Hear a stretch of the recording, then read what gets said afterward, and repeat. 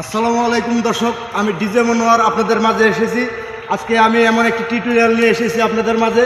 আপনারা ক্যাপকাট দিয়ে কিভাবে একটি ভিডিও এডিটিং করবেন আমি কিছুক্ষণের মধ্যে দেখাবো। আপনারা যে কোনো ভয়েস, যে কোনো কণ্ঠ আপনারা চেঞ্জ করতে পারবেন, যে কোনো মানুষের কণ্ঠ নিতে পারবেন। তো বেশি কথা না বাড়িয়ে চলে আসুন আমাদের মোবাইল স্ক্রিনে। আপনারা কিভাবে ক্যাপকাট দিয়ে একটি ভিডিও এডিটিং খুব সহজে করতে পারেন। এখন আমি ক্যাপকাট ওপেন করে নিব। প্লাস আইকনে ক্লিক করুন। ভিডিওর শেষে মান্নার কণ্ঠ শোনাবো। যে কোনো আপনার ফোন থেকে একটি ভিডিও সিলেক্ট করুন।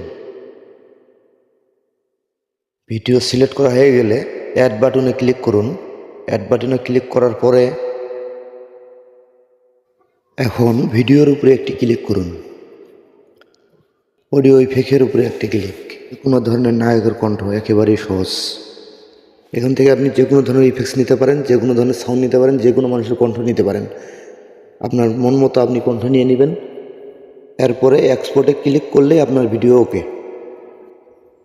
তো বন্ধুরা, এক্সপোর্টে ক্লিক করে দিলাম।